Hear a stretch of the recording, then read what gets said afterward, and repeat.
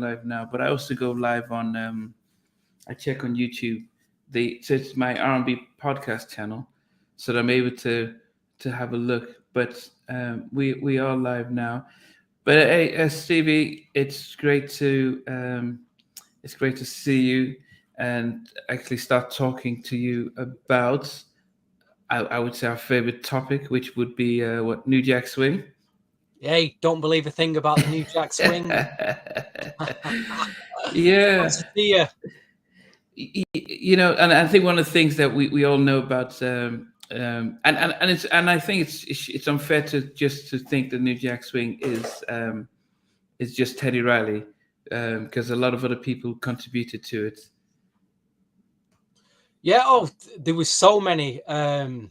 If you look at that period from like 87 to 92, which people say is like the main period for it. I mean, it started, didn't it, in like the late 80s with Teddy Riley. You had Mantronics on the sound, you had Full Force on the sound, you had Kyle West.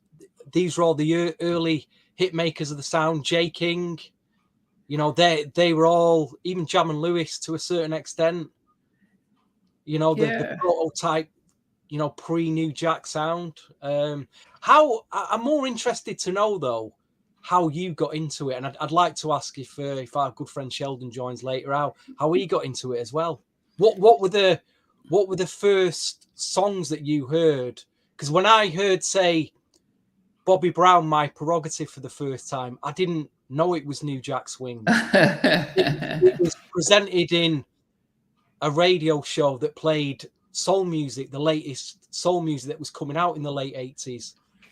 And the presenter at the time happened to I remember him saying vividly, oh, and here's this record by Bobby Brown. It's blowing up in the States. He even said, I don't really like it, but have a listen.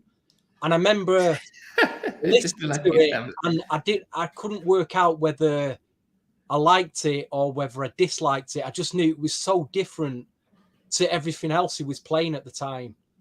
And it didn't calculate in my head, this is New Jack Swing. And then it wasn't till I heard Don't Be Cruel. And I was like, who is this guy, Bobby Brown? I was fixated with this track, Don't Be Cruel. Rushed out to buy it, Yeah. How did you get into it, though? What were the first things you heard? So a lot. So being in Nigeria, a lot of our music came from the UK to Nigeria. So most of the R&B that we were listening to on radio. So not as much directly from the States. And so there was a mixture between. There was a mixture. So around that time, so Freddie Jackson was quite popular, and just so those I won't say Luther, but there was a mixture of time. And then, so wasn't into music at all. And then I remember, songs like After Seven, Heat of the Moment, The Barge, The Rhythm of the Night. So those types of things that were good. Then it is when I think I heard, I think Fantasy was the first thing that I remember hearing. But then I'd already heard Groove Me. And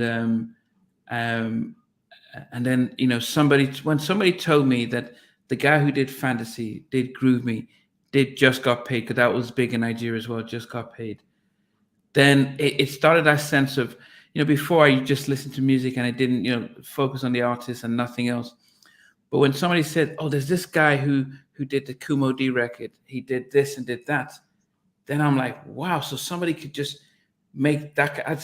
That's when I got into the producers and stuff, because we all knew Quincy Jones, Michael Jackson, sure, but I didn't know what else he was doing. But with Teddy, when they told me that he did all this stuff, then that's how I just then zoomed in on Teddy. Anything Teddy did, I needed to know.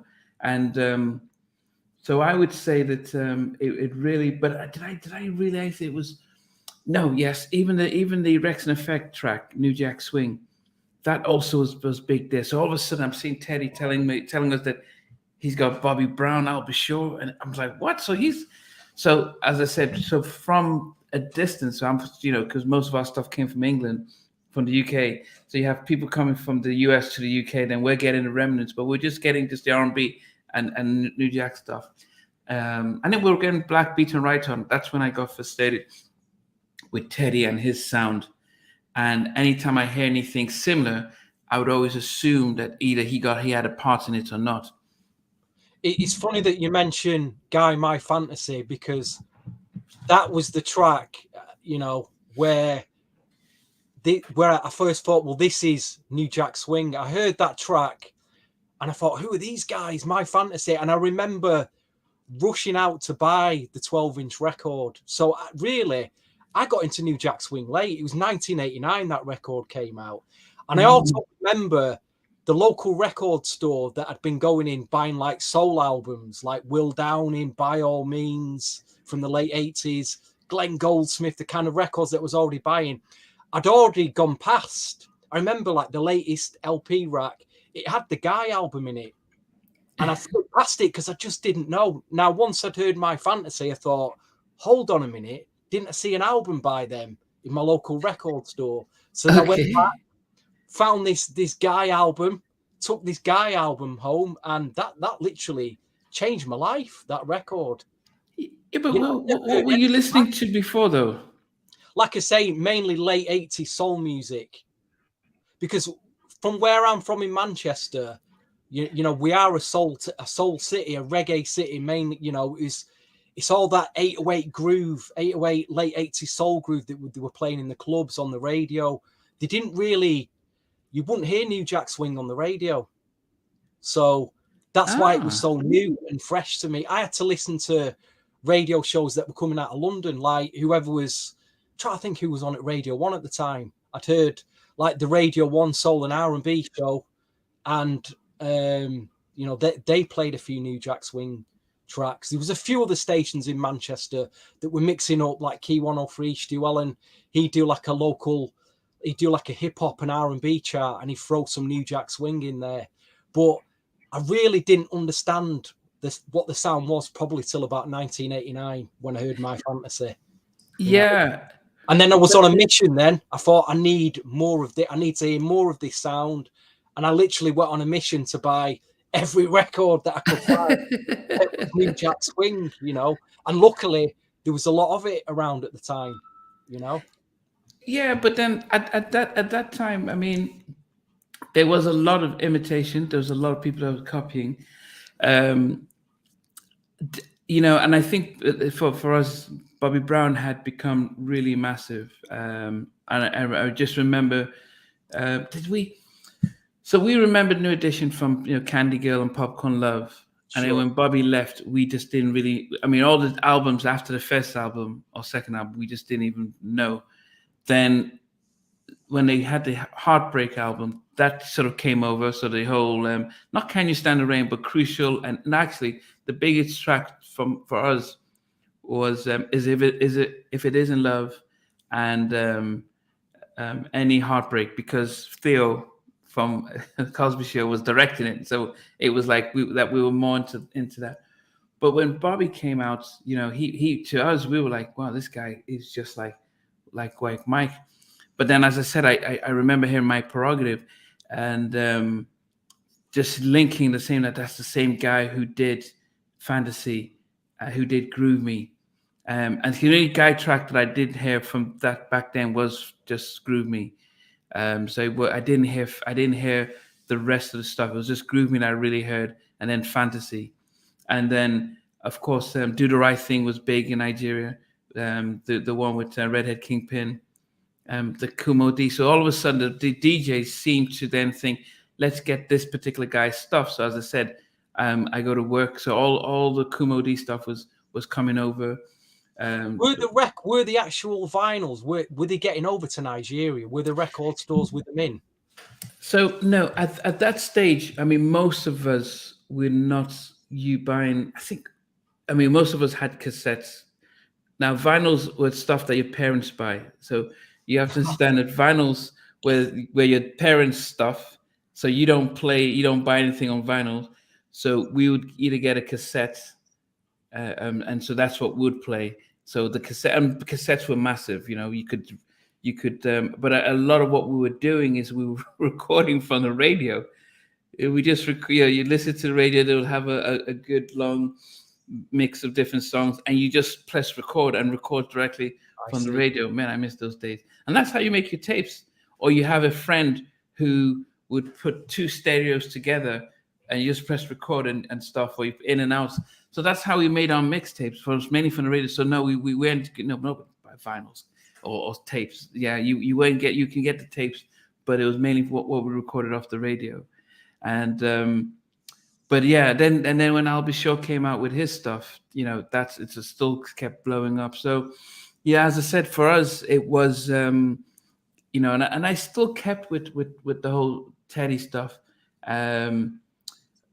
It seems strange that it felt like it was just a 2.5 year or 3 years sort of reign.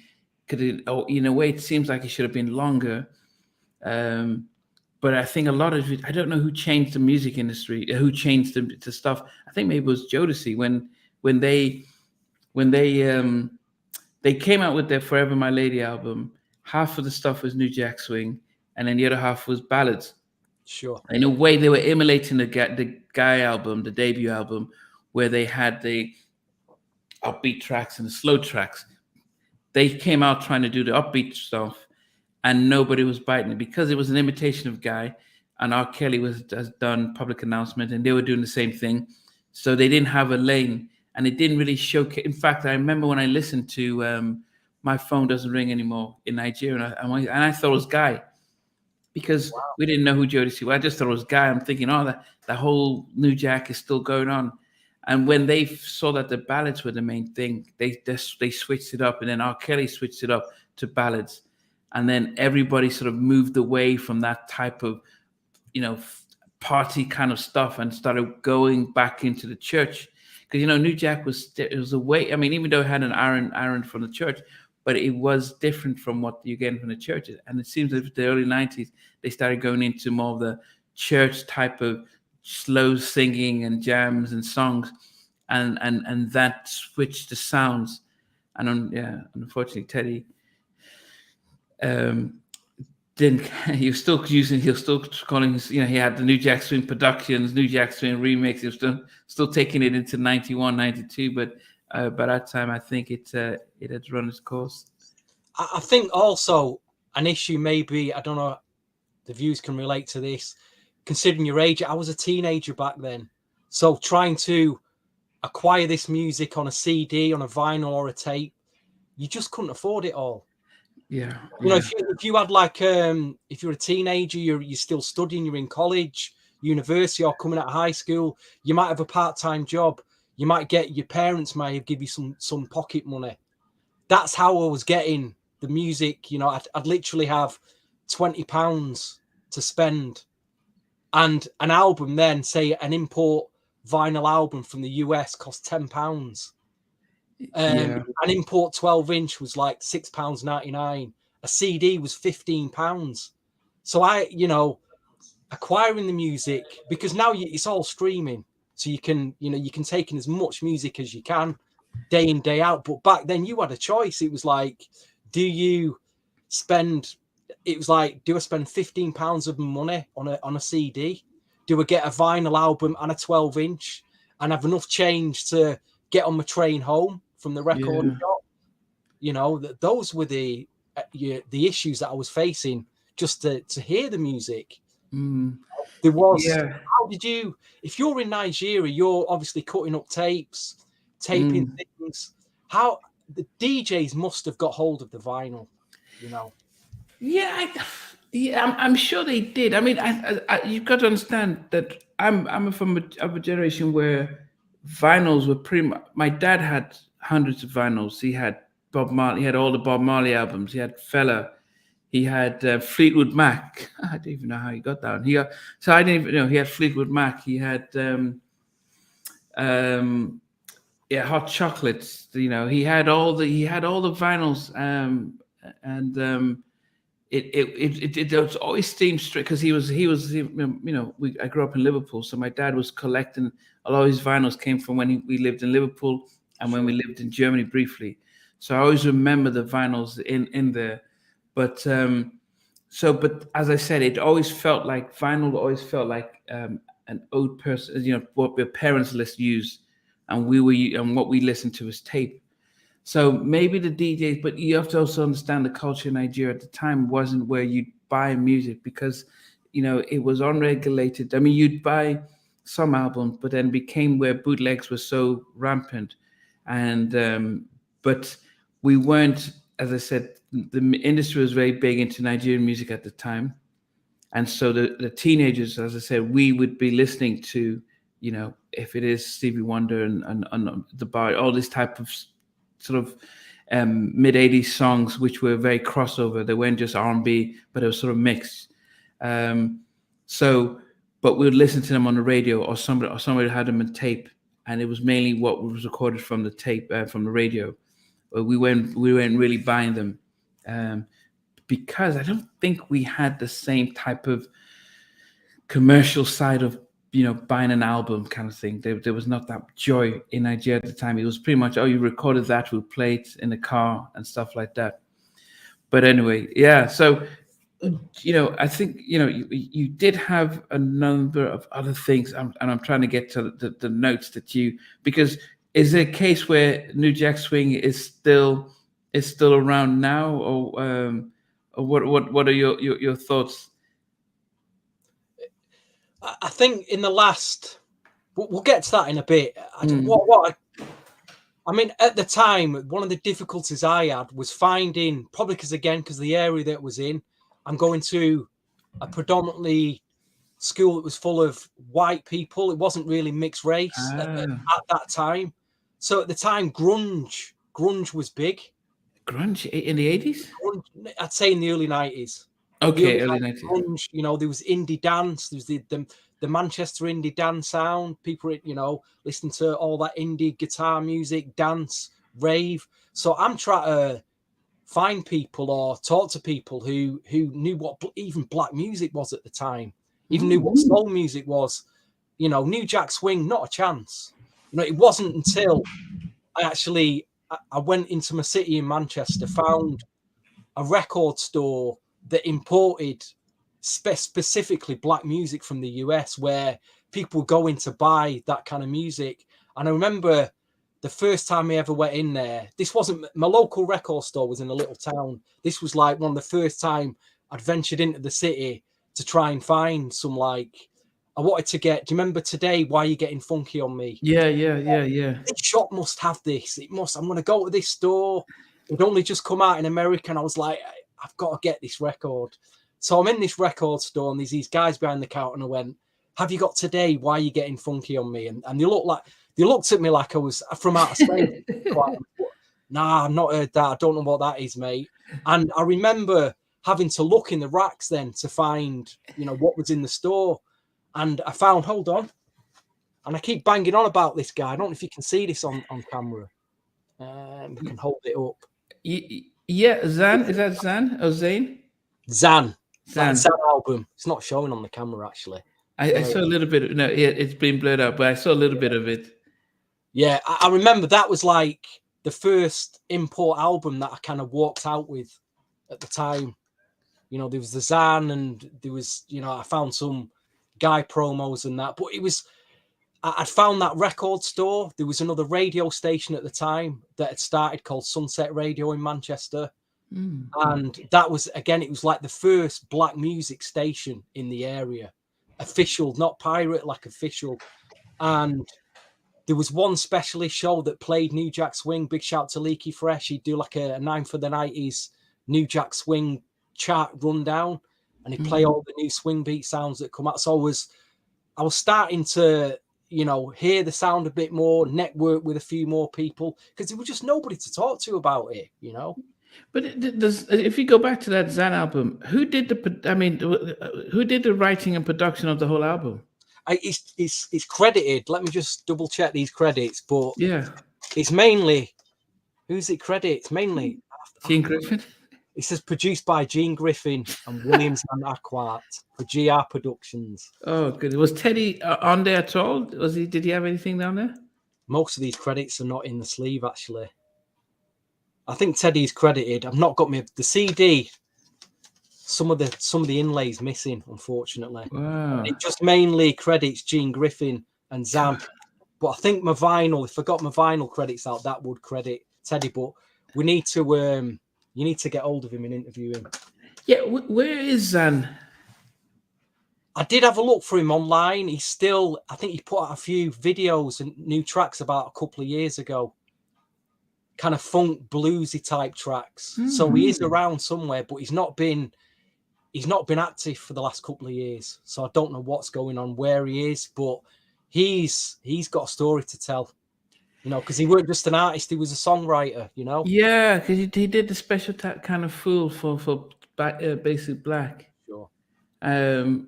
But I don't know if it's I don't know how big his album really was, because I don't know if I haven't seen a video of him. Well, there was a few singles from it. I'll House You or House You and I Ain't the One.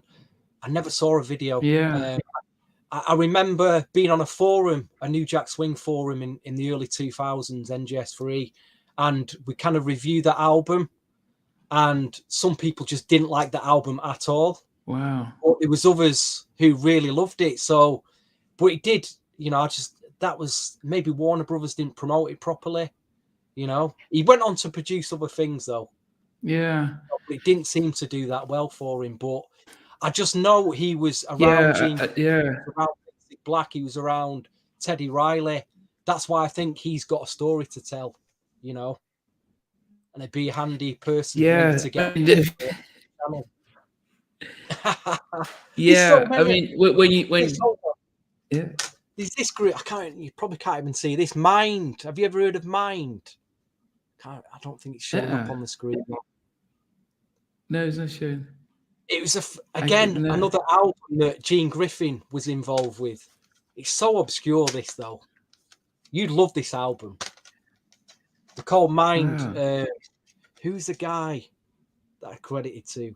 Lamont Zeno and Z Muchaz. Yeah, Lamont Zeno. Again, these guys, very obscure, but again, I reckon they've got a story to tell. You can get hold of them. Yeah, as I've said, so I was so obsessed with Teddy Riley. I mean, he's one of my, you know, I count him as Teddy, Michael Jackson, and Steven Spielberg. So what they came out with, I had to watch. That everyone else, I just didn't pay attention to anybody else. So if he wasn't on, they didn't do the production or anything, I wasn't listening to it. I mean, it took until I moved to the States in '92 before I opened my eyes to listen to anything else. But before that time, I couldn't listen to anything that wasn't Teddy Riley, which meant that I missed out on a lot of big things and stuff. But to come to think about it, if you look at the Don't Be Cruel album, so Teddy did 2 tracks. Of course, Prerogative was the biggest for Bobby. What was the other one? She's Mine? She's Mine? You've lost your train of thought there. No, I'm trying to get to the other track that that Teddy did on My Prerogative. But the problem was that second track wasn't that great. That it's not called My Prerogative. It's Don't Be Cruel album. So the second track. What you mean on the B side? Yeah, so it is. And I'm just trying to see. I know which one you're thinking about. I should get it in a few seconds here. If I don't. I'll be good to you. I'll be good to you. Yeah. That's an amazing record. Yeah, but yeah, it wasn't. It wasn't Prerogative, no. And I don't know what's happening. So it wasn't Prerogative. So in a sense, I wasn't overly impressed by that track. But then in Nigeria, you know, Every Little Step was big. Don't Be Cruel was big. In fact, the whole album was massive. The whole album was massive. And this is the only time that I didn't mind that Teddy didn't do everything, because I just love the music and stuff. But I mean, we you know, hopefully we'll keep each week, you know, each time we gather around, we'll be able to reminisce on some of the old stuff. Have you been following the Legacy tour? Because I've seen a clip with Bobby he was performing with the guys, and I think he had a bit of difficulty, kind of walked off stage. I just hope he's okay, you know. Yeah, I mean, See that? it is strange to see the Bobby Brown of the last 2 years compared to the Bobby who was just full of energy and full of life. Um, I don't know medically, so I'm not going to presume that he had a stroke or anything like that. But his, he does seem to be a little bit slower when it comes to, like, if you ask him a question, he doesn't just respond quickly. And so I don't know what's happening, but the fact that he's able to do all the show dates, he's not only just in the Legacy tour because he does his own little private stuff as well. So he's still on the stage, but he was, you know, I mean, Ralph, Ricky, Mike, and Ronnie are like the fittest, and they were always, you know, the routines, they had it down. Johnny was always like, man, dancing's not my thing, but I have to pick it up. And Bobby would have killed them all, you know, then he would have been top. But since then, you know, they put him at the end with Johnny so that the focus isn't on him. But yeah, I think when you're so energetic and so full of life, and then you're withdrawn like that, it becomes so noticeable for fans. But I think that you know, I've seen clips of the whole show, and it seems as if it's easy to cover up for him, and the other guys do the heavy lifting for him and stuff.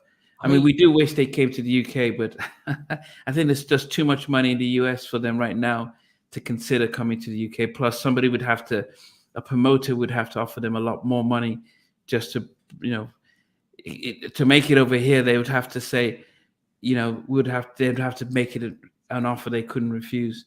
And I don't know how many dates they could do. I mean, there's a lot of dates on that tour. I mean, it must be, if you're a guy in your mid-50s and you're going on stage in the evenings for a couple of hours and you're dancing around, it takes a lot of energy, you know. Yeah. If you've not done it for several years, it must take a lot out of you, you know. Yeah, because when he does his own shows, he is generally just standing by the mic and he's singing and he's got his backup dancers. When he does the New Edition stuff, he has to do the routines. It does look a very energetic performance what they're doing, you know. Yeah, but you know, the other comments we're getting from the Legacy tour is Aaron Hall. How's his voice holding up? Yeah, so it's a hard one because to be baptized as the voice, you know, we have Whitney who was called the voice as well as now Aaron, and that's the one distinctive thing that he had. But it seems as if, you know, time away from singing. So last time he was on the stage was back in 2019, and he didn't even finish the tour. So Damien had to, you know, step up and do a lot of the singing with Teddy. So Aaron has not really been doing much for, you know, since 2019. So that's what we're talking about, 3.5, 4 years. Mm-hmm. And so, you know, if you look at people could say, well, he's getting old. He's 50. How did he say he was? He says, okay, he's 58, Teddy's 56, and Damien's 54.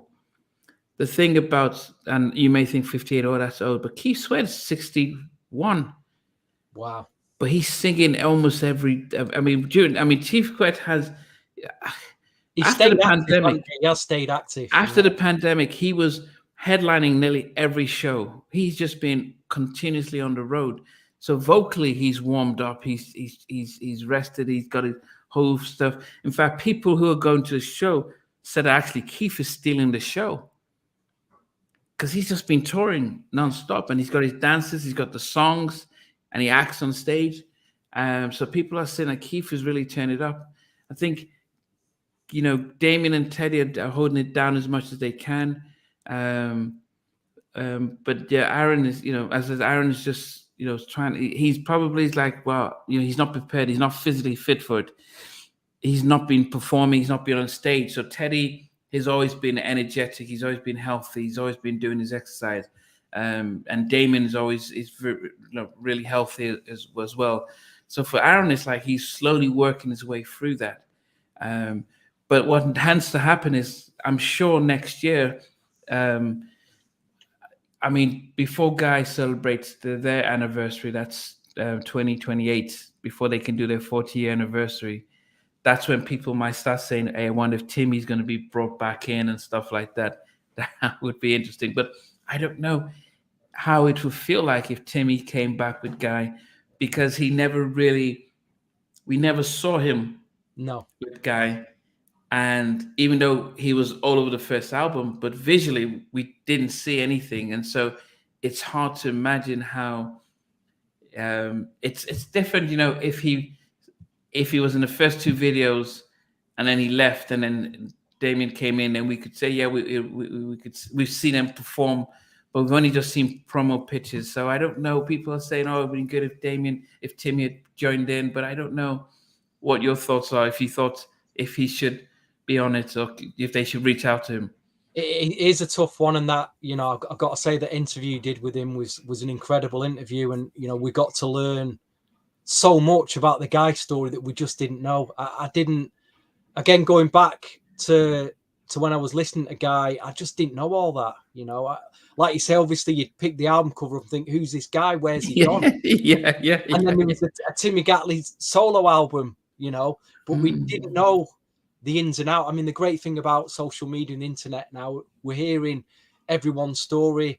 Going back to the Legacy tour, where isn't it amazing that Tank is a warm-up act? Tank is a warm-up act. But my fear is this, and I'd love to be there and going. And I've said to you, we should be going. We should be checking that out. Life is so short that with every week one of our heroes, our legends, is passing away. Yeah. You might not get the chance to see this again, Yeah. Not to see it really is, because I think, I should be there, Oh, you serious? No, I think I've had it's and I'll equate this to how I personally have felt when I go to when I've gone to a live either football match, or when I used to live in LA and used to have season tickets to the Clippers. And I used to go to the matches, and I never saw the excitement as much as when I watched it on TV. Because when I watch it on TV, the way the camera angles are and the crowd reaction, I used to really enjoy it more. When I was there live, it felt like if you can't rewind too quick, you can't see much. And even football, it just felt like they felt like ordinary people playing the game. But on TV, they felt like these are stars. You can't see them. They're not reachable. So I'm saying this is when I've gone to concerts and I've seen them perform live. I'm not. I mean, the only time that I really got so excited and worked up was when I went to the Home Alone tour, and that was New Edition, 702, and Blackstreet. Okay. And 702 were the opening act, so they were doing what Tank is doing.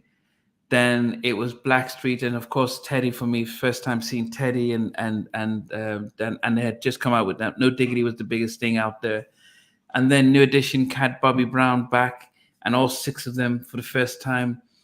And so to me, that was always the ultimate tour. Just watching them all at their prime and their peak. But just witnessing that and just witnessing what they put on.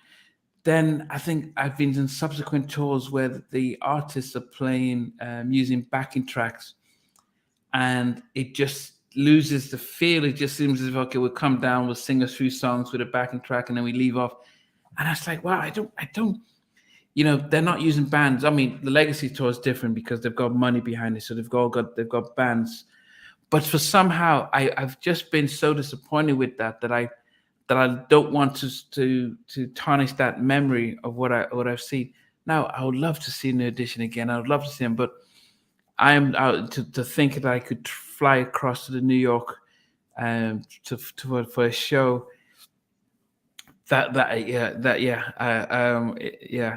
There's a show called The Bachelor, and I definitely don't want to be a bachelor here, because my wife would say, "Yeah, you go, you ain't coming back."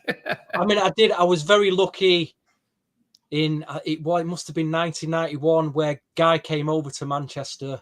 Wow. They performed. It was the Future tour. They did London, Birmingham, Manchester, and I did go to the Apollo gig. And Nnamdi, you know, it's one of the best experiences live I've ever seen. You know, it was half full. It wasn't even full, but it was half full.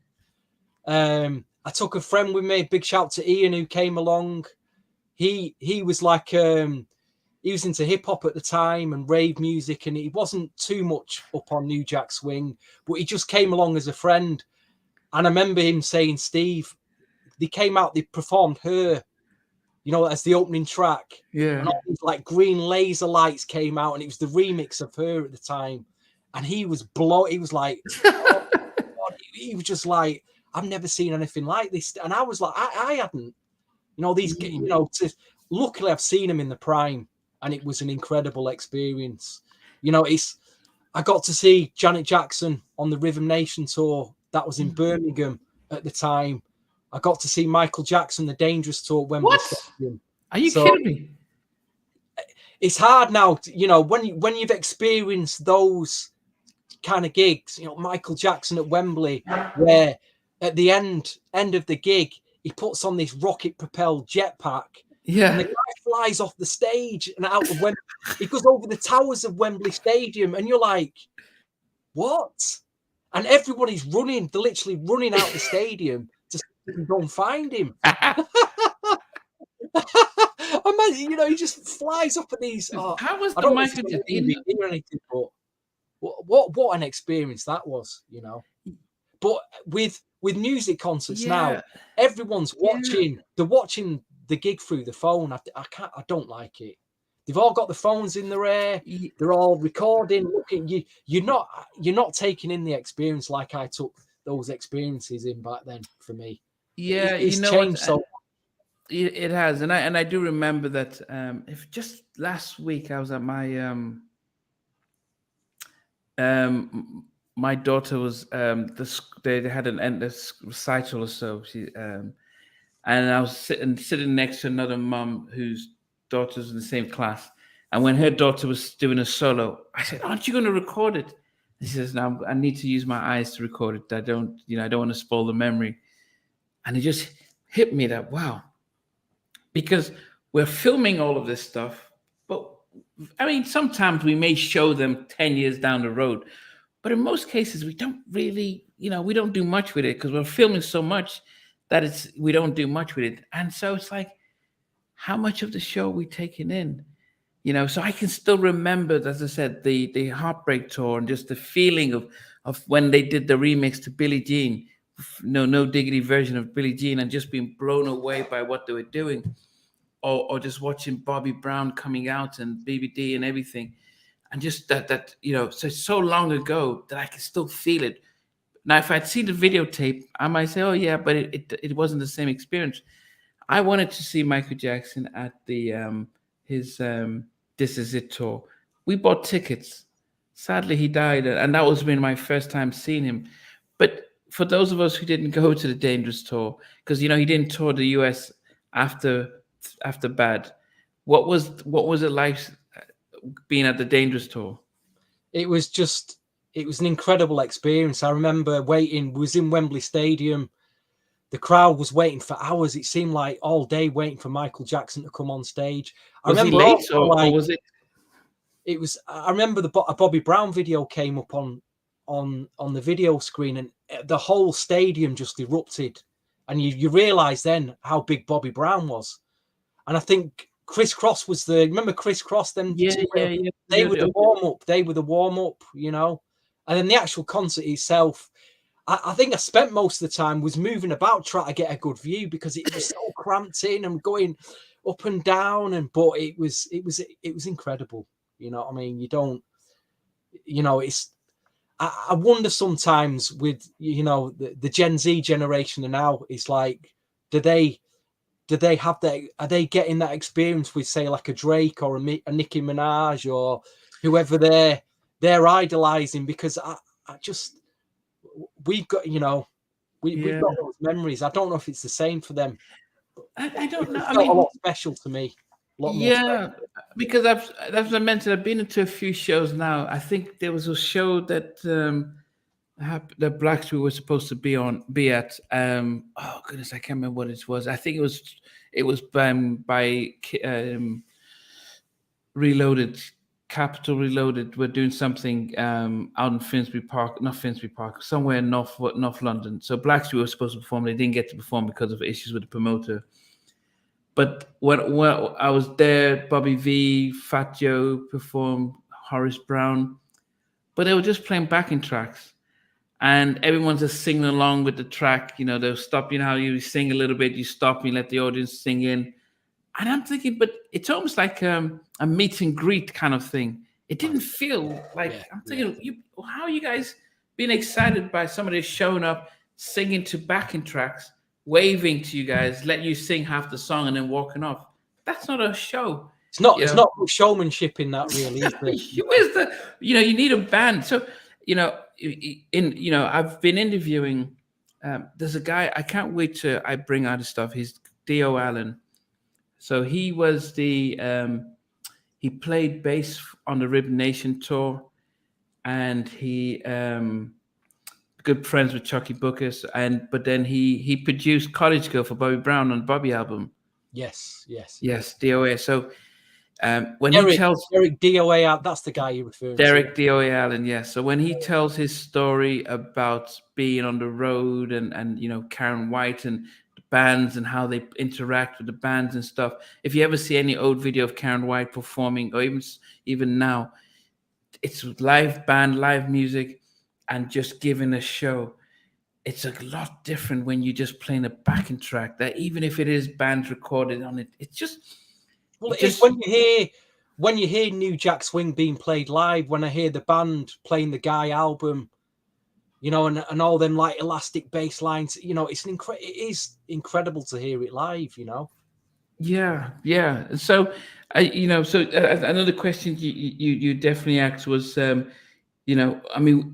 there was any sort of just looking at what's happening right now, and as I said, a lot of people will always start to give praise to Q Sweat, still holding it down. He's still vocally on point. He's still hitting the notes. He's still going back into his Make It Last Forever album. That seems to be, it's still my favorite. Is it my favorite? It's between that and the Bobby album. But I think if I had to pick a favorite album, I would always go for Make It Last Forever. I just think Teddy did all 8 tracks. He co-produced. Everybody who watches your channel now knows your favorite albums, your favorite all-time song. What am I hearing about Tony, that they're going live again in the last few days? I'm like, what's going on here? Yeah. So so I heard an interview with Raphael Sadiq. He had an interview with Questlove about a year and a half ago. And he said during the interview that actually as an exclusive that him and Dwayne had been talking with Timmy, that they never toured and supported the House of Music album because they were so fractious when they were recording it. They just did it, they just had to complete an obligation to record it, but they weren't together. And so they featured in a few videos, but the album didn't do well. It just, and so they always thought they would come back together and support that album live. And so that's where they are right now, is just being able to say, okay, yeah, we're going to support that album on tour. Now, I was listening to when I interviewed the original band members of Tony. So they were so you spoke to some of them, have you? Or you're about to speak to them? The interview was last night. You're an exclusive here.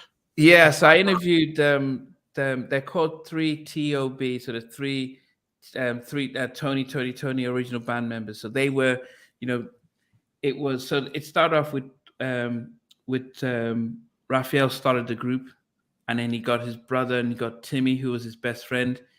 Timmy's cousin was Tron, and then Raphael's cousin was Elijah Baker, because and I can't remember the name of the fifth guy. So they were the band, they were a group. They started to perform as a group, and they started performing as a group.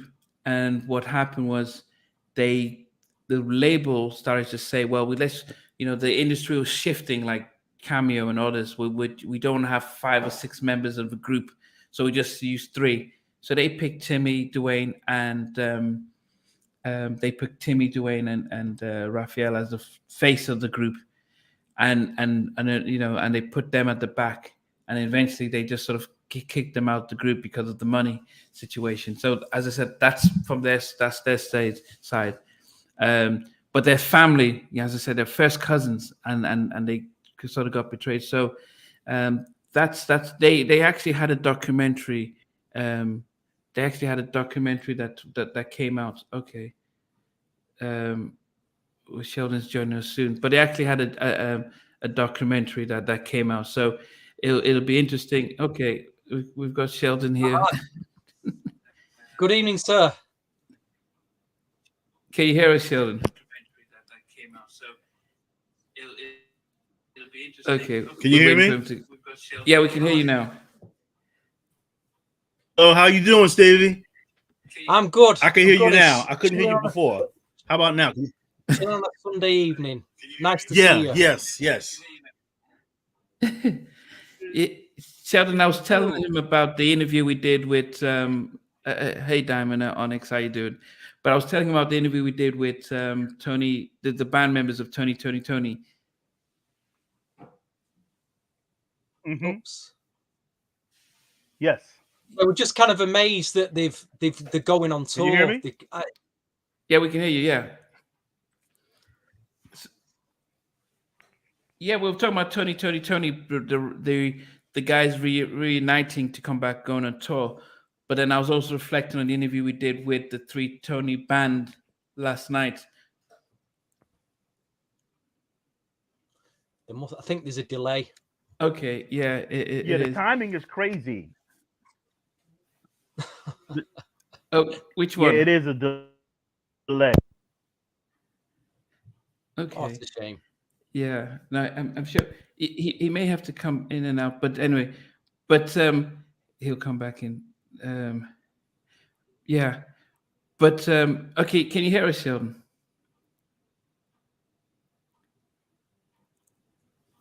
Okay, so your mic was off.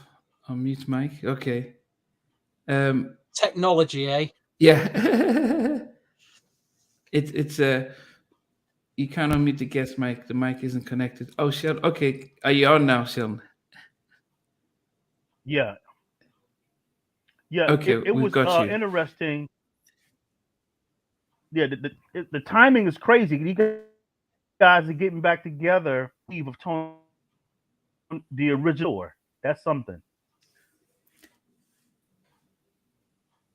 Okay, are you still there, Sheldon? Okay, so yeah, what we were saying, Stevie, was the fact that the 3 original band members were, they were saying, we're going on tour, we're going to get ourselves together, and it just seems out the blue that the original Tony, that Raphael, Dwayne, and Christian have decided to come almost to, in a way, seems like stifle what they're planning to do. So I'm very mindful about, when somebody gives an interview and they give their point of view, I don't try and dispute it because I don't know the ins and outs, but I'm also mindful to make sure that I'm not picking sides. So I'm not going to go against Christian, Dwayne, and Raphael. But it's interesting that the view from the original guys, or guys who are part of the original Tony setup, were signed to the late record label as a 6-piece group. They were signed as a 6-piece group, but somehow along the way they got pushed to the side. They got fired, and only 3 of them forward. But I think what's happening with the Raphael, Dwayne, and Christian is the fact that they probably seen what's happening with New Edition. They've seen what's happened with Jodeci. They've seen what's happened with Guy coming back. And somebody says, no, Black Promoters Collective, who are the ones that are pushing the tour, they're like, yeah, there's some money out there for you guys, especially if you can get the regional members back. Because some people have commented to saying, oh man, I don't know if I'm going to go on to see these guys because, we thought it was Raphael singing. We don't know who the other guy is. People are complaining that the band isn't up to it how it used to be live. So now you're getting the original people back, and you may get people who was thinking, okay, man, I'll pay to watch that. And it is about generating buzz. Like the Rolling Stones will come back, or the Who, or Led Zeppelin, or Fleetwood Mac doing his reunion tours, and Billy Joel doing his final tour. And everyone rushes to buy the tickets, and it's for R&B and music. It is good that these guys can put their differences to the side. I would think if 112 reconcile with each other and have a show with Q, Daron, Mike, and Slim, that would be, they can, if they renounce that 4 original members of 112 are back, they'll get bigger cities, and they can actually get a band supporting them. That's what it is. People want feel good stories. I want to know from Sheldon, actually, because I don't know too much of your history in terms of New Jack Swing. How did you? I asked Nnamdi this earlier. How did you actually get into New Jack Swing, and what records did you hear that made you think this is different, or this is actually New Jack Swing? What was your experience of it? Well, the New Jack Swing, I was born in '68, so I was about like 19 going into 20, about 18 going to 19, and I was in the sound. The first sound, I think might have been Keith Sweat, because before I had heard the Teddy Riley records that he was doing on the rap side, like doing like in '86, '87ish. I heard some of those records, but I didn't know who he was. So right around, I would say maybe November time frame, I started hearing the music. I had joined the military in July of '87, and at the time when I joined in July of '87, the Minneapolis sound was like really popular. It was the whole Jamie Lewis, Janet Jackson, Prince sign of the times or whatever. So that was the sound. So I remember I left and went to basic training in July, and I went to another school for training. And by the time I finished, all of a sudden, I used to keep up in the magazines, and I kept seeing this name, Teddy Riley, Teddy Riley, Teddy Riley, and I saw Keith Sweat, but I hadn't heard I Wanna, and I didn't know who Teddy Riley was. And then I went to see my sister in Maryland, and all of a sudden I heard 2 records that let me know it was a whole different sound. And the first one was Kool Moe Dee's "How You Like Me Now," because it was New Jack Swing, but I was hearing a lot of these samples. Like they were actually doing some James Brown riffs, and there was a scratch or a sample of this Salt Peanuts. It's a jazz record from the '40s, and then I heard "I Wanna." So the combination of both of those records is a totally different sound from what I had heard the previous months, maybe 3 or 4 months before that. So that was the first thing. And then I went to Hawaii in around December '87, and then '88 rolled around. At the time, cable wasn't really a lot of cable channels in Hawaii at the time. So what guys would do was they would go back to the state VCR tapes of the music videos and whatnot. So guys would come back with the music videos, and I'm hearing this music, and I used to write back in the day. I'm sounding kind of old, writing letters, and I say, okay, what's the music that's out? And they would say, Groove Me, Night and Day, and this is '88, and I still hadn't heard these records. Until a buddy of mine came back from Virginia with the Guy cassette. I had heard the Bobby Brown. The Bobby Brown was the only thing, and that was unique because we heard the Don't Be Cruel, and it was just like it was totally different from what, because it was Babyface in LA, and then Bobby was rhyming in the middle of the song. And I remember him Mhm. doing that before a couple of years prior. But Don't Be Cruel was like, okay. And then my man had the Guy cassette, and I listened to the Guy cassette, and then I had also saw this show called Showtime at the Apollo. And Guy performed there with Bobby Shore. So I'm looking at these guys and I'm trying to figure out who is who is who. I'm seeing like, okay, there's two brothers. They look alike. The guy with the drum, the guy singing, they got the goatees. I'm seeing Teddy, but I don't know who these people are at the time. And the thing about it, they look totally different from the other R&B groups that were coming out, because the other R&B groups, they were still wearing like different type of costumes and whatever. So I'm looking at Guy and I'm like, okay, but I'm listening to it live on television. But because their music is technology driven, you couldn't get the feel. So my man brought the Guy cassette back from Virginia and he played it and it just blew my mind. And then I was Wow. like, but part of me, I didn't want to like it. I'm not gonna lie to you. I didn't want to like it because Wow. I'm listening to the music, and I'm a huge Gap Band fan. When I was 10 years old, I used to want to be Charlie Wilson. When Charlie was with the Gap Band, this is 44, 45 years ago. So I used to want to be Charlie Wilson. So I used to have the albums and whatnot. I used to buy the 45 records when I was a kid. And the first thing I did when I heard that Guy cassette, man, I went home, I borrowed the Guy cassette and I played it. All right. Then I was like, man, these guys, man, they sound like the Gap Band. And I pulled out a Gap Band album cover, looked on the back, and you had the back where you have like the fan, where you write the fan mail and the managerial, the manager's address. Now, mind you, the Gap Band album I had was an old one. Took the old album. I literally wrote a letter to the Gap Band's management and was like, hey, it's these guys out here. They're using your music. They're copying off you. I could songs. I could bring you back. I said I could bring you back, and that was, you know, that's how much a Gap Band fan I was. But then I played that. I played that Guy tape again,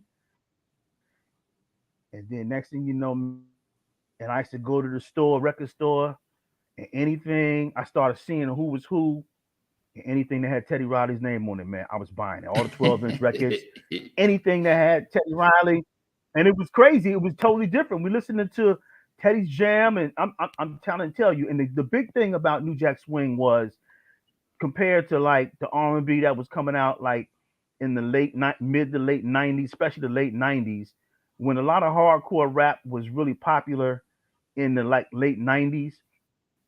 R&B was considered like soft because it was all the male. The R&B was considered like it was a female type of situation. So guys would, oh, it's okay. Would play it in the car. You may play it around your girl or something, but they wouldn't be playing no R&B in the car. But I'm telling you, the New Jack Swing, man, guys was everybody was into the music. Guys would be playing it in their car. I remember on New Year's Eve, 1990, we got God the Future tape. We rocking that need. It's just the whole situation, the whole look. I'm trying to tell you. I used to study and look at them guys. They used to have their haircuts. I'm like, man, how they get their hair so perfect? And back in the days, we couldn't have like beards and all of that when we was in the military. So when we go on vacation, next thing you know, boy, the mustache get trimmed up, got the goatees out. I got the big. I still got a pair of my big guy shades and the whole. I'm trying to tell you, man, it was a visual movement in the music, and there was so many groups that was coming. But again, it was more like Guy, Today, I'll Be Sure, Bobby Brown, and New Edition. It was like a situation where the Guy thing it was so big that, but again, I'm catching the second hand because in Hawaii, they weren't really big. They like Bobby Brown, a club, and they would like, and we would watch the video going to buy the records. But I'm telling you, man, it was Ice-T to listen to the way how they sang, the arrangements and everything, man. And then I went to Europe. I went to the UK. And when I went to the UK, everybody in the UK, they used to call it swing. And I used to go to Yeah. all of the Tower Records down in London. I used to go to all of the you go I go in the different British cities on the high street wherever they had the records and I used to man they had all the New Jack compilations, everything. New Jack Swing, it changed the game to where the people who had come before them, Cameo, people like that, were still popular and all of that, but swing changed everything. It changed to the point where everybody who had come before Guy in that era, they had to incorporate the New Jack Swing in their music. And Teddy was just like he was amazing, man. And the thing that drew me to him is this guy was like maybe a couple years older than me, and he was the first guy that made guys want to be producers. He's the jump off. Don't get me wrong. Everybody else was great, but he was the guy that made people want to be producers because he was so young. And you like this guy's 22, and you're trying to figure out how he's putting the music together. So it was very inspirational. It was aspirational. The ballads were like the the loves of my life, like the Let's Chill and Goodbye Love and all of those records, man. It was just a movement, man. Yeah, I It mean, was it's 87. interesting. It's interesting hearing what Sheldon is saying, and it mirrors what Carl West has been saying in his interviews about how people were literally in '88 um, that guys were playing the music. I mean, and the same thing Sheldon said. This is Carl West saying that guys weren't ashamed to play the music. So you don't necessarily play the Luthers or the Freddie Jacksons like that because that's that. You know, you can listen to it, but you don't play it in public. You can dance it. But when New Jack, it was almost like, yes, this is, you know how, you had Biggie or DMX or whatnot, how you just be playing stuff like that because you're hardcore. He says that, man, Teddy just owned everything from the Keep Sweat down to Johnny Kemp, everything. And it's strange because were there R&B groups other than the Whispers? Or you talked about Cameo, but were there, because the Gap Band were, they seemed like they seemed older, but were there before Guy came out, Sheldon? Was there any All of those. R&B groups, young groups of young, 20-year-olds? Okay, the only groups here it is now. Not Guy, but Cameo. Cameo was an old group too, because Cameo had come out in the mid '70s, and what happened was Cameo changed their sound. They were able to update, and they was incorporate different styles, R&B. They were doing like new wave. They were doing rock, so they were like chameleons. So Cameo, long after a lot of the funk groups started to fade away, Cameo were like they were doing videos, and they were like chameleons. So they was able to stay with the flow to where they put out like 6 or 7 gold records in a row, had a platinum record, so they were still in the mix until about '88. But I'll say that as far as young groups, the only young groups that were out, obviously you had New Edition, all right. Mm. You had that it came out in '83. Then you had Five Star Five Star came out like around 1986, all right.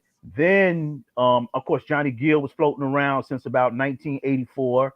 You had Stacey Lattisaw, she had come out in Oh yeah, '79 and '80. Levettes. But Yeah. all yeah, all the difference between what Guy was doing and what everybody else was doing prior to them, well, all of the artists they were they were the brainchild or they were like producers mediums. What I mean by that is that they were young groups, a young artists, but they were doing an older interpretation of their music because it was adults that was producing them, that were producing them. It wasn't like young people.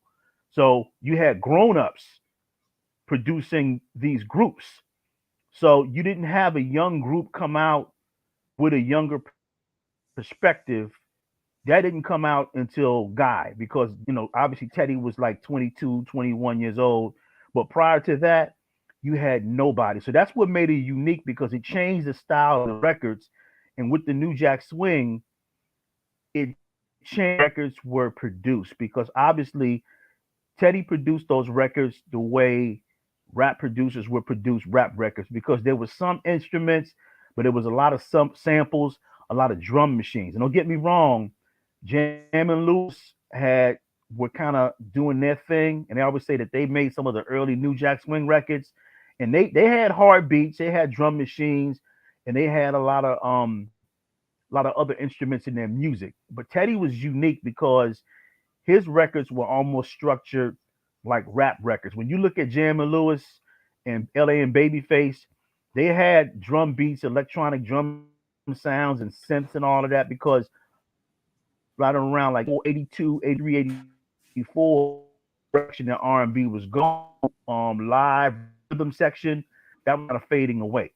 But what the difference was that all the groups that I said, they were all being produced by older people. So the music was coming out. It was an adult's music, even though they were writing music, writing the songs from a younger perspective.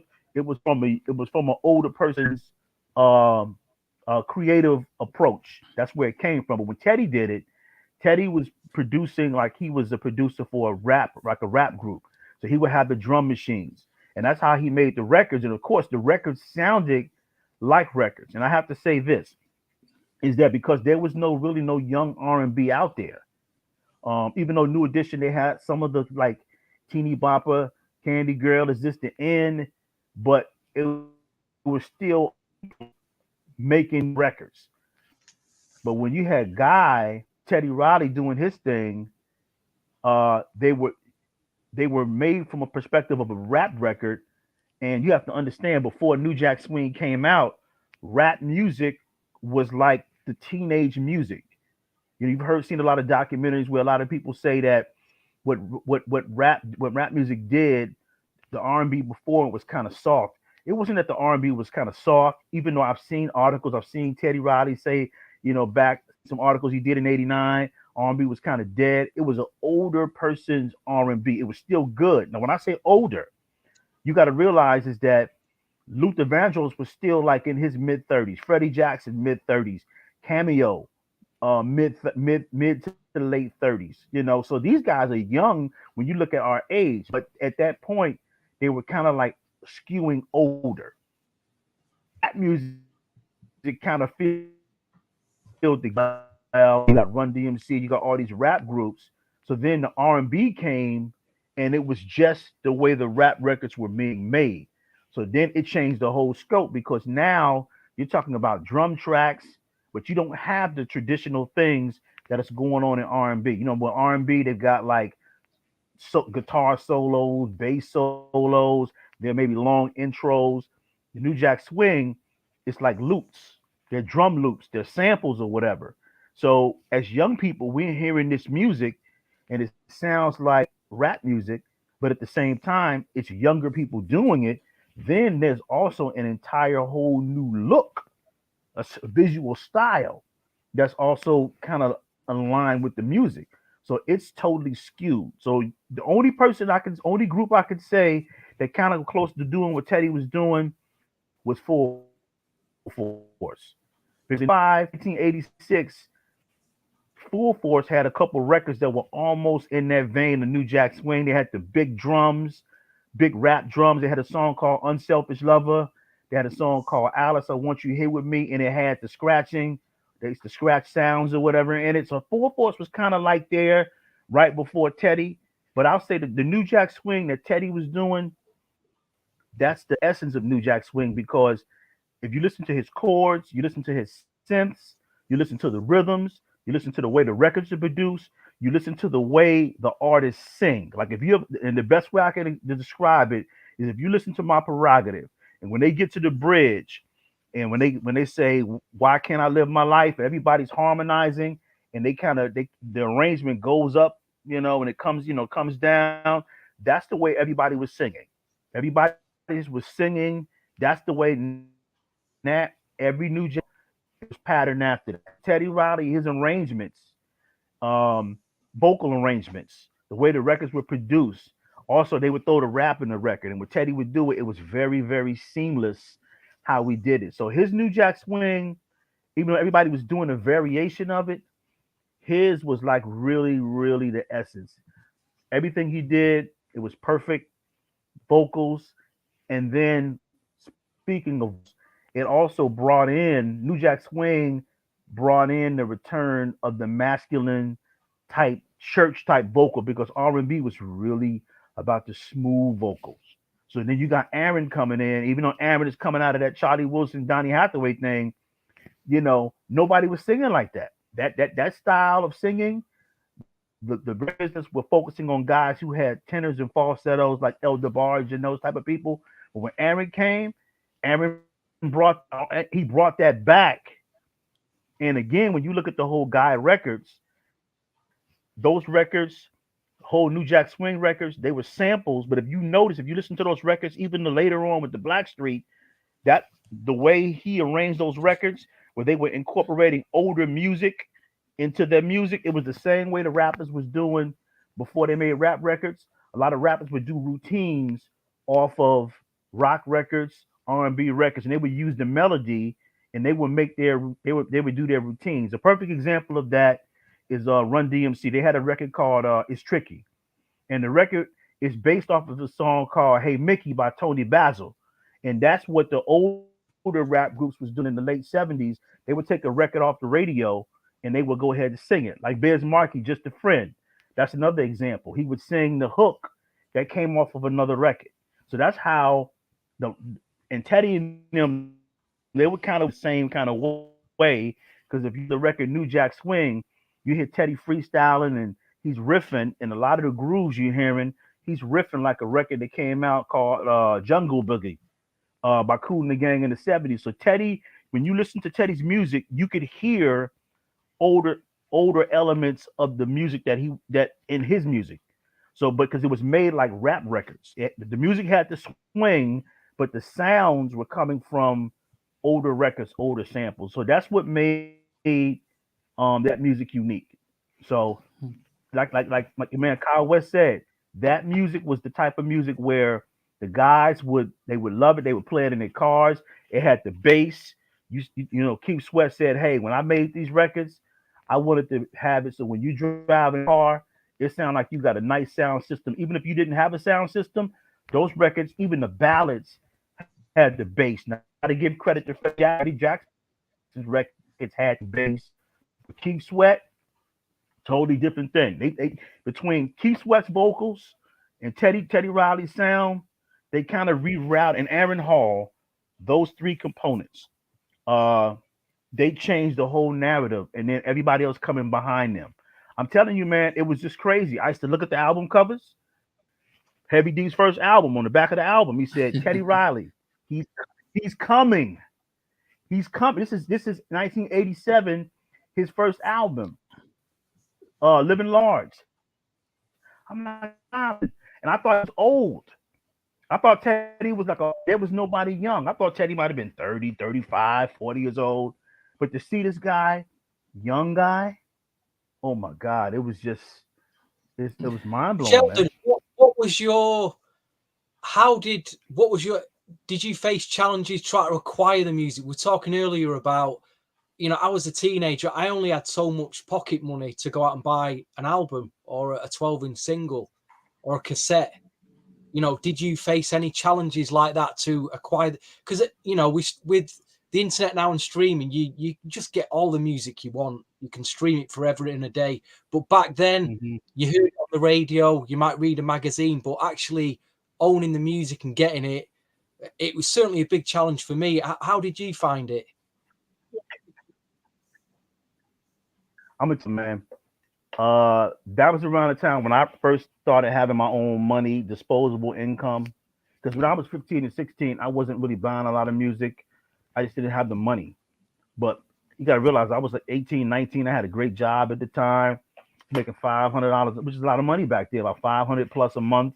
So I didn't have no bills. I didn't have nothing, man. So all of my money, a lot of my money went to music. So every day we would go to Tower Records and we would see, we see the CDs. We look at the 12-inch records, and I would see it. Teddy Riley, and all my friends used to be like, man, you GR crazy. That's all you do, man. You playing the GR records. I remember. I'm outside my window, and my man lived below me. He's like, what is that?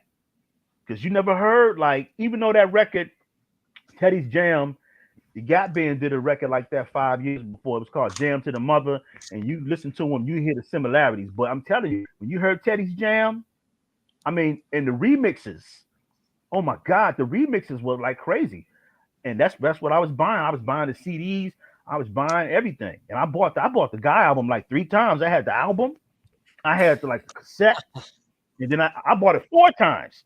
So so that 3 million and 4 million, I was a part of that to make the record go double platinum or whatever it was. I bought it 4 times. The first time I had it, the guy had the cassette and I dubbed it. Then I remember I bought the album on my, and I bought a cassette. Then I bought a CD. Then years later they put out the CD with the remix. They did a expanded. Man, I bought it, man. I still got the 12 inches now, man. I still got all that music now.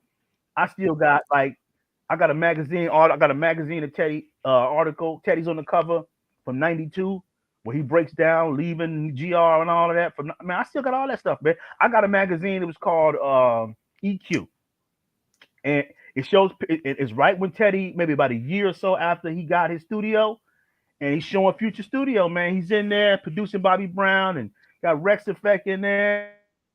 Man, I'm telling you, man, Cats was like, man, it's all you play. It's the GR records, man. But it was easy to get because But the thing is that they weren't playing the stuff on the. They were really big into like freestyle records. Freestyle records is they're like club records. Cover Girls, there's a little Bobby Brown, but they wasn't really into R&B super heavy, like the pop type R&B, the crossover stuff. But they weren't really into that. I remember them playing. I think it's Just Dance, Don't Clap Your Hands, one of those guy records. And they said, make it or break it. And they was like, break it. I was like, you gotta be crazy. But the music was easy to get, man. The music was easy to get. But I remember, man, I still, write letters. What's the music that's out? And they tell me. And I'm like, who are these people? They say, okay, the record is out. Mama Seed is out. I Wanna's out. Night and Day is out. Groove Me. And I had never heard any of these records before. And this is around maybe January, February, March of '88. And next thing you know, right around that April, Mayish time frame, it was real. There was no media like it is now that was showcasing Teddy Riley, and you started seeing a little bit here and there, but it wasn't like the New Jack Swing explosion. 90s, when the 90s rolled around, now everything started to catch up because you had the magazines. Every now and then you have a little article about Teddy doing this thing, but there was no really. The guy might be on Black Beat, those type Right On magazine, but you didn't have like the consolidation of media now that now we know everything. And then also too, what New Jack Swing did was that's when we really started paying attention to the album covers. That's when the producer became the superstar. And I remember Jam and Lewis were like, you say, the first superstar producers who kind of stepped out behind the board, and they had a persona.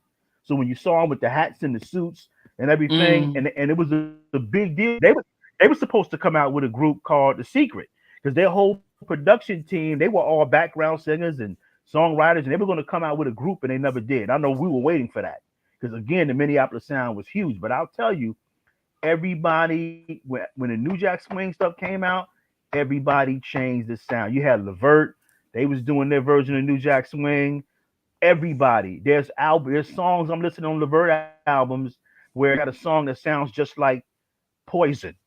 A song called Nobody Does It Better. The Just Coolin' album. It was just so many of those records. I'm talking about just in the 80s time.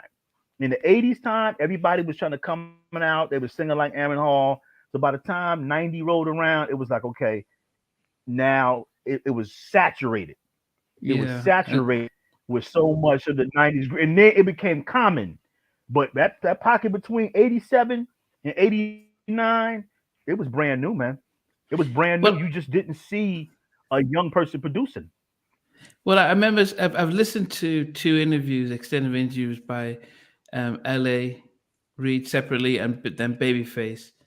And both of them said that when they heard I Wanna, that they, Jimmy Jam's the only one who does seem a little bit vague about how much of an impact the Teddy Riley, I Wanna felt for them, but LA and Babyface both admitted that when they heard that, they were like, "Wow, what is this? Who is this guy?" Because they knew the veterans. Okay, is it Jimmy and Terry? Is it is it Leon Silvers? We know who the veterans are and stuff, but who's this kid that just popped out from nowhere that has this massive record that doesn't seem to make sense? It feels like rock music meets R&B. Just felt so powerful and strong. And what it does, it takes away the bubblegum music that they were making. The feel-good music kind of changes where people in the streets are listening to. So we call it New Jack Swing, but when people start saying, "Oh, Control was the first New Jack Swing," it's Jimmy and Terry have the synths. They've got their beat, but it wasn't street stuff. The guy on the street wasn't listening to Control in the car. So but they were listening to Keep Sweat I Want. This is their response to that, because I read an article on those guys, and they said that. And then there's another record that was out that kind of people say that was kind of like Forerunner. Everybody has their part. I already talked about Full Force, and I have to email you guys these couple records or whatever that Full Force was doing that kind of like was in the vein of the hip hop soul, New Jack Swing. But Jimmy Jam and Terry Lewis said they said that their record Nasty was almost like a forerunner to that, because Nasty had these big industrial beats. But they said that what they did, the only difference between them and Teddy is that style on the Control album, they did it one time. But remember, these guys are older. Remember, these guys are almost 15 years older than Teddy Riley. So it's they're from the older school of music.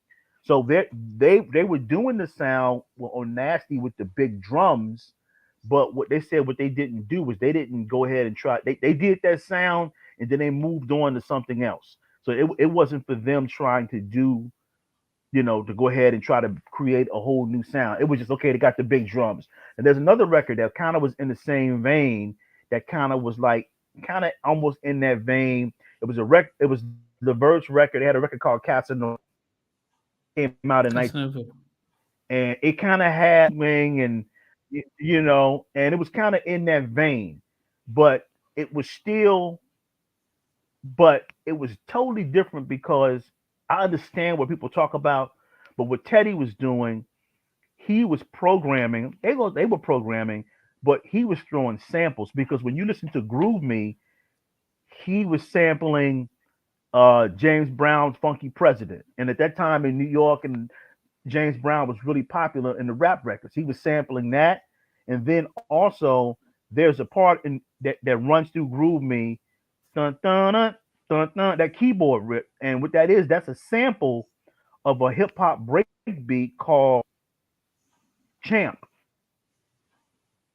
So Champ, that's a break beat. So when I was like, I thought he was just like playing it, and the whole production loop that was a sample.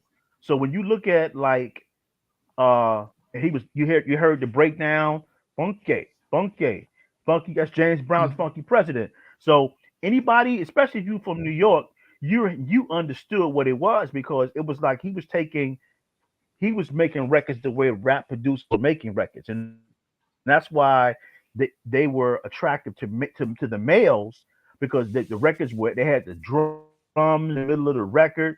So males and females loved the record. And then that was the time when you would go to the club and you would go dance. So everybody was dancing. Well, before the music before that, it was cool. You would dance or whatever. But then when those records came on, it was like you would go to the club and you would sweat. It wasn't like, now everybody's on their own sweat, man. Yeah. I mean, when they talk about, when we talk about New Jack Swing, and people start saying, yeah, we had the sound, but when who gave it the name? Michael, is it Mike? Barry Michael Cooper. Yeah. Yeah, So when he Barry gave Michael the Cooper. Yeah. so when Barry Michael Cooper gave the Kristen at New Jack Swing, he didn't just say it wasn't just because of the production, because then everyone else could say, yeah, we were doing that type of music. But he was looking at how that particular style of music that Teddy was doing was impacting the streets. And What, it was a very different type of impact that New Jack Swing had on the culture of this of New York, where everybody, male and female, are playing it, compared to, yeah, we loved SOS Band, we loved, the Control album, but it wasn't, you didn't, you weren't driving down the street like now people would drive down and play hip hop, and that's how you show your masculinity and stuff. Back then, you weren't blasting Freddie Jackson out of your radio, neither were you really blasting Alexander O'Neill in public. But the streets of New York were doing hip hop. So all of a sudden, this album, this Guy album, not just Guy album, but Keith Sweat, it was hip hop meets R&B. So we could play this and still feel cool. And that's what he saw. And he said, man, this is like this particular sound he's created, and this type of music, that's New Jack Swing. It's just something that it's hip hop meets R&B. So that's why I get concerned. I don't get concerned when others try to say, yeah, we were doing it first, because no, it wasn't the music. It was the impact it had on the community and the culture. Well, it's an evolution, because when you go back, when you start looking at hip hop and R&B, you gotta start off.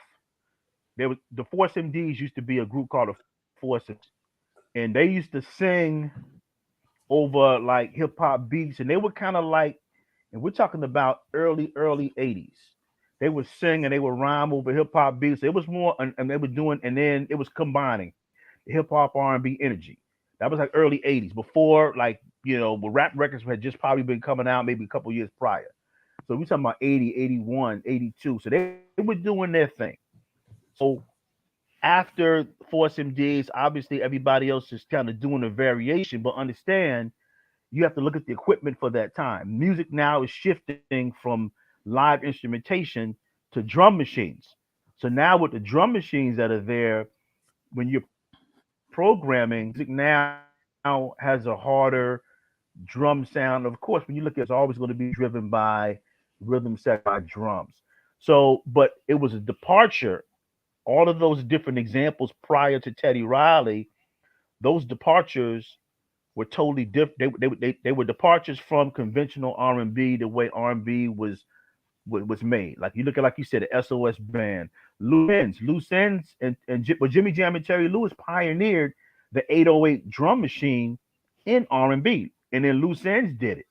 So when you start looking, it's like an evolution. But when you look at what the New Jack Swing, when they were calling it that, because that came a little bit later, it was still in '88, because there was really not a name for it. It was just this new sound. But the difference was that, like I said before, the music was in alignment with rap music. Two, there was and it was coming out of New York. So I had New York energy that was associated with the records. So it was a young type of New York energy. All right, that was a departure from everything that you knew about R&B, where before cats got a tuxedo on, they got a nice suit and tie, and they just singing and they swinging and all of that. This whole situation was like, it was fly, man. You had the look, you had the style, and it was all like synonymous, that energy. And then when you saw it, the videos, then that did it. When you saw the album covers, you saw the videos, that amplified the music. And the best way for me to compare it is when like Snoop Dogg came out, and you started seeing the videos of Snoop Dogg and he's doing this music, and now you have a visual image of what West Coast rap music is, because you see them with the cars and the barbecues, and so you had a sound and you had a look, and then you had one person that was a singular person. Teddy was like the musical ringmaster in the middle of it all. So it was organic because it was coming out of New York, but it was a young person doing it, so everyone gravitated to it. So that's what made it the hard sound. but at the same time, it was fly. So as a man, as a young man, you didn't feel like, man, this is music just for women. You were really into it. And then think about, I give Keith Sweat a lot of credit because Keith Sweat is older. Keith Sweat's got to be at least about almost 10 years older than Teddy Riley. Keith Sweat is grounded in the old school Ozzy brothers, but he knew enough to say, you know what? I need those beats. And what it did was I wanna, but the difference between Make It Last Forever and Guy was Make It Last Forever. The song is if they were like the traditional R&B, but they had the hard sounds. When you look at New Jack Swing, it was like what Teddy did. He took the best of everything and he put it in one particular sound. So if I'm listening to music and I'm loving the drums, I'm loving the rhythms or whatever, where before you might hear the rhythm or you might hear the breakdown, the loops in the middle of the record. So it's like now he's doing it and that's running throughout the record. So now we, as young people, we're hearing the music differently. So for us, we don't want to wait 5 to 10 minutes or 3 minutes for the breakdown to come and then it goes into something else. We want that sound consistently. So he looped it, threw the different sounds in, plus the chords and all of that. And the great thing is even Teddy will tell you, Teddy wasn't a traditional musician like everyone else. So that also contributed to his sound because that way he's making music totally different from what everyone. But as same samples will take you back. But if you listen to a lot of people when they're singing these records, you're hearing elements of older records. Like you listen to Rob Bass, Joy and Pain. You listen to Teddy's brother-in-law, and Omar Chandler. Omar Chandler was imitating Frankie Beverly Before I Let Go and all those riffs and all of that. So you're still hearing the older music, but it's mixed in with the new, and that's what made it so unique. To where even though Jam and Lewis were like, okay, we came out with Nasty, but when they came out with Rhythm Nation, they were doing their version of New Jack Swing because now you're listening to them do Janet Jackson's All Right, and you hearing the Lynn Collins that was in the It Takes Two. You're hearing that in their records. So now they're following what Teddy is doing because Teddy is like the orchestrator of that sound at that time, the way that music was coming out to the public. There were other people doing certain variations, but for me, the essence of what New Jack Swing was is what Teddy Riley was doing, and everybody else kind of followed suit. Aaron, the singing, and it was just, and then they had all the other groups today, Big Bub, excellent singer, and then when you listen to how the songs were kind of like they were built around the groove. So it was like, how like people say, instead of I'm writing a song, I'm writing to a track. It was like they weren't really trying to be super lyrical in terms of writing with these songs. The groove was the most important thing. So if you break a lot of those songs down and a lot of those New Jack Swing records, with the exception of a few, the groove is driving it and they're singing to the beat. But it was totally different from trying to tell a story in a conventional way that they were writing records the way they were doing for like Motown. So Enter Bobby Brown, My Prerogative. My Prerogative was big because the sound was dope, but Bobby Brown approached the record like he was a rapper. And at that time, Bobby was portraying himself like I'm an anti-hero law. I'm gonna do what I want to do. Everybody's on me, and I'm telling you, we took to that record because the energy was almost like he was the rap brothers, man. And were like, man, it was like, whew. And if there was SoundScan, that record would have been. I think My Prerogative was probably in the top 5 records of all in 1989 or whatever. That was like one of the biggest records. But if they had been SoundScan at that time, Bobby Brown would have won every time. If he would have been doing that now, the way Bruno Mars won all those awards, maybe about 3 years ago, Bobby Brown would have. R&B music was like on the side. They selling some records, but at that time, the pop music, rock music was still popular. So at the time, New Jack Swing is doing this thing. You got Debbie Gibson, you got Tiffany, you got Guns N' Roses, you got Aerosmith is doing that thing. So R&B had not penetrated the whole entire. It hadn't penetrated American culture. It was on the fringes, but it hadn't penetrated the culture. And that's the thing. I think that when Teddy Riley he got the notoriety, within the R&B side, but he didn't get the recognition as that universally great producer because black music hadn't gone in that lane to where now, we could see somebody like, I don't know, maybe a Mary J. Blige, or the way Whitney Houston came into the public conscious. He wasn't crossing over like that. Bobby Brown was the only guy doing that, and we were looking at him like this guy might take Michael Jackson's place because what he was doing, Bobby had it on lock. But it was that music, it was the sound, and then next thing you know, right by them, Belle Biv DeVoe, they're coming with their situation or whatever.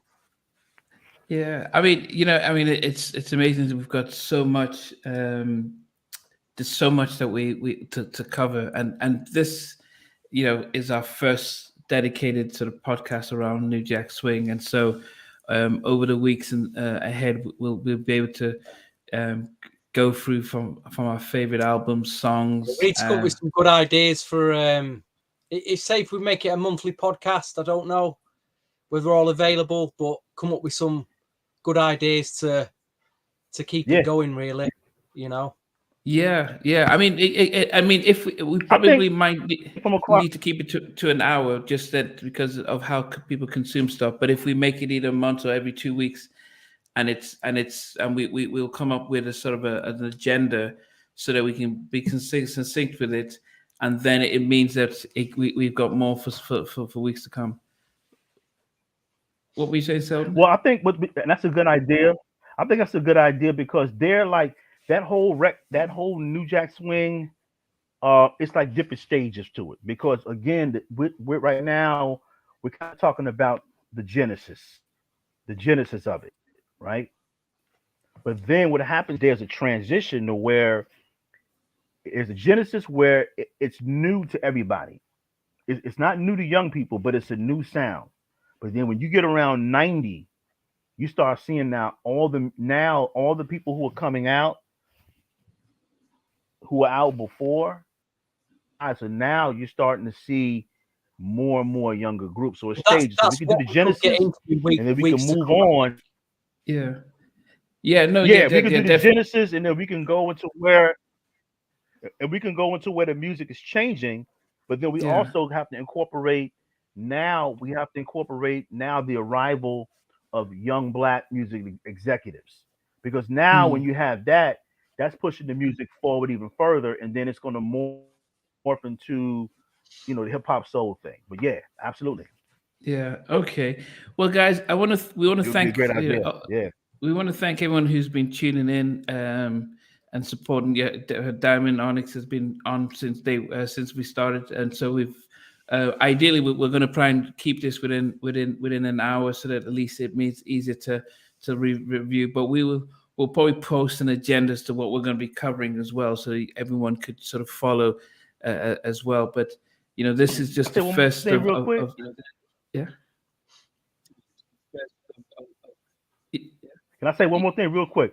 I got to shout out Al B. Sure, because Al B. Sure is a major component of that, because he's also the centerpiece. You got the producer, Keith Sweat's voice, and he's the heartthrob. But then Al B. Sure, if Keith Sweat is like he's giving you the multiple, and I would say Al B. Sure is like the home run, because when he comes out, boom, that's it. He changed the game. He's the like the heartthrob, sex symbol, centerpiece. Keith Sweat too, but Al B. Sure was the centerpiece of that whole New Jack Swing movement during that window. Yeah, I mean, so I gotta shout him out. Yeah, no, definitely. We're definitely going to be able to go through the. Yeah, no, we're going to have. Yeah, we've got. I mean, I think that's always the thing, Stevie. That being the first episode, there's just so much to cover. But yeah, I think we, to the viewers out there, we will be a lot more succinct, and we'll put it in a good timeline, so you can keep following each week and know that we'll start building up, because as I said, we could either go from years to albums to stuff. So we've got a lot to cover. So we will put together. The three of us will meet up and have a discussion when our next episode is. I would think hopefully within the next couple of weeks, and then we'll see how regular it is. But definitely, Stevie, want to thank you for joining in. Sheldon, Real pleasure, sir. Enjoyed it. And myself. I mean, I think as it is, there's a lot of celebration for old school 90s R&B, but it's quite easy to just kind of forget New Jack Swing because and for us to be able to have a space just to keep celebrating it, that would be definitely a good thing. But thanks, guys. It's we kind of, it's about an hour and 40 minutes today, but hopefully we can, as I said, shut it up. And I think, Sheldon, it was my mistake for not communicating the time. Our clocks went backwards in the UK yesterday, so the time difference has shifted. So I could have communicated that a lot better. Okay. But anyway, thanks, guys, and we'll keep chatting on IG to plan out on next episode and stuff. All right, guys. See you guys. Bye-bye. Thank See you. you. See you. Good seeing y'all. Watching. All right. Thank you.